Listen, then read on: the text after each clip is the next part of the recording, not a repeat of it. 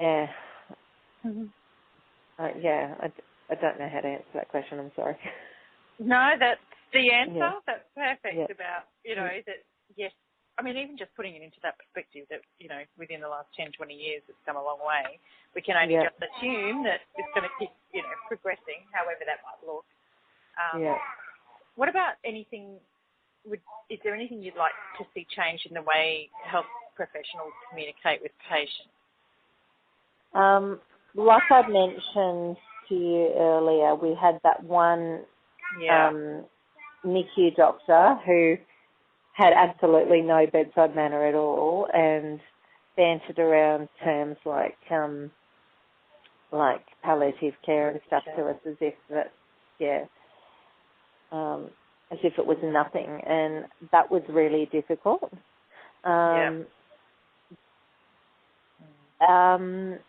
I think maybe in terms of epilepsy itself, a bit more information on that would have been helpful.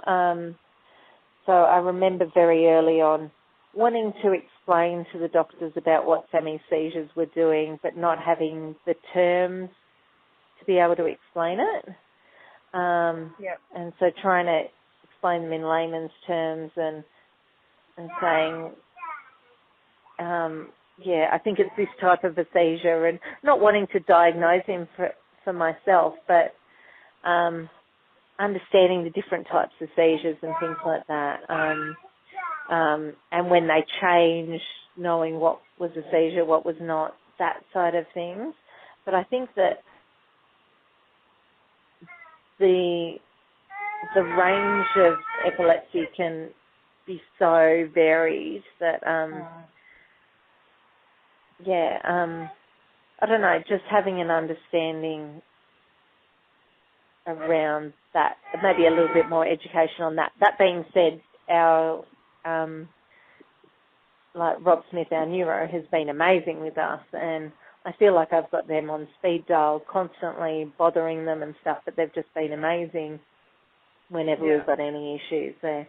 And again, that might be reflective of how serious our case is. I hear a lot of people say they can't even get a referral filled with some of the specialist teams at Newcastle, yet we've got them.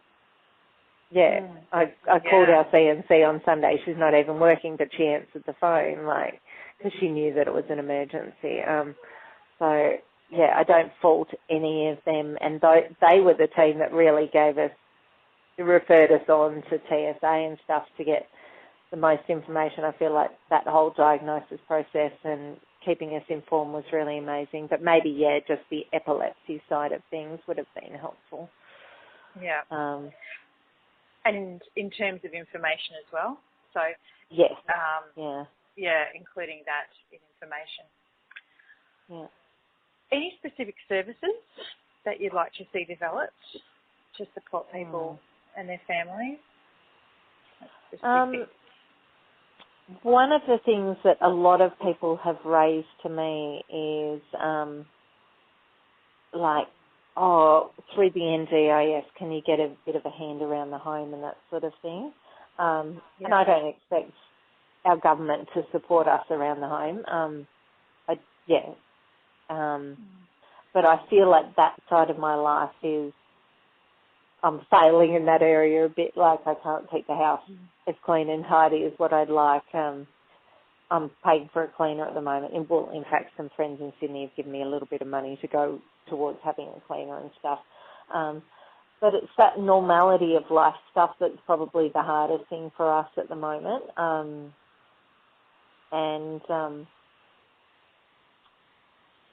So a lot of people have asked, do we get supported in that sense? And I don't expect that, and we don't, but a lot of people have asked that. I think that's where we're maybe struggling the most. And maybe services in terms of the rest of the family. So, I don't know, even when we went to we go to the hospital and we've got Charlotte running around everywhere, having access to services that like Charlie's not in daycare and that sort of thing, but maybe having a daycare service at the hospital where we can sort of be able to. That's a good idea. Yeah, I don't know. That's where I struggle the most. And again, I don't expect anyone to support us in that way, and I don't think it's necessarily just TS related, but I meet a lot of people. I've met a lot of families in the hospital system where they've got families at home and they're separated, or if they aren't separated as a family, they're dragging their toddlers or their other kids around through the hospital, and there's a lot of services there for the kids in the hospital, but not necessarily the siblings. And so, for example, you've got the Starlight room or the Ronnie Max room, but you can't leave your children there. And so that's the hardest thing for me, is juggling Charlotte through all of this. Yeah, right. That's excellent, an excellent insight into that and the needs. Thank you for that answer. So just two more questions. First question, or second last question, I should say, is is there any advice or tips that you give to other families, other patients and families? To other families?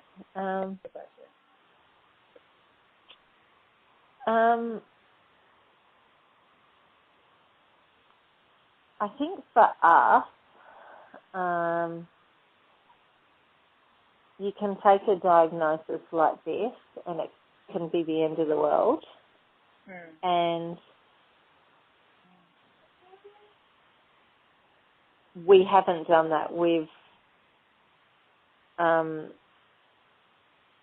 tried to keep a spirit of gratitude throughout all of it. And in some senses, I've never felt so blessed in my life through this season.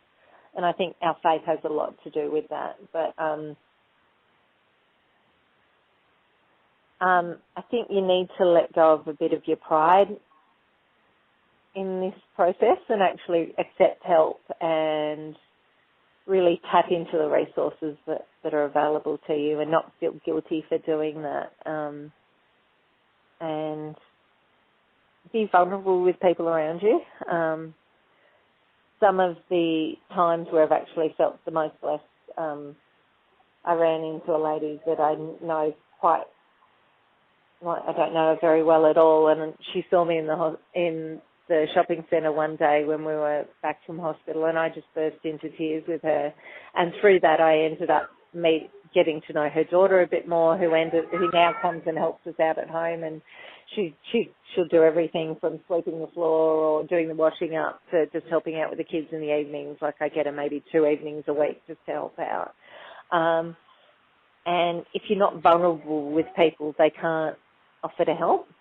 And so, I think I've grown a lot in those respects. So being able to be more vulnerable and therefore accept help, and then keep a mentality of gratitude through that, and see the joys through the whole thing. It's okay, Sammy. Has Mummy been talking for too long? You're not getting enough attention. You are a cheeky monkey. Are you hungry? You want some dinner then? I'm almost finished, sweetheart. You come to Mum. Yeah. Okay, hey. Yeah. So I think for me it's more about perspective and attitude than anything else, and tapping into what you do have available to you. And letting people help. People do want to help, don't they? Yeah. Yes, they really do. And for other people, like, almost feel like other people are bearing the burden that we have, and they want to do something and they don't know how to, and so little things from making meals for you to offering to, take your daughter. Here's Charlie Bear. Hello, sweetheart. What's wrong, darling? Do you want to come and see Mummy? Did you wake up in a different bed? Did Mummy put you in her bed so you had the nice fan right near you? Was that nice? Yeah? You've got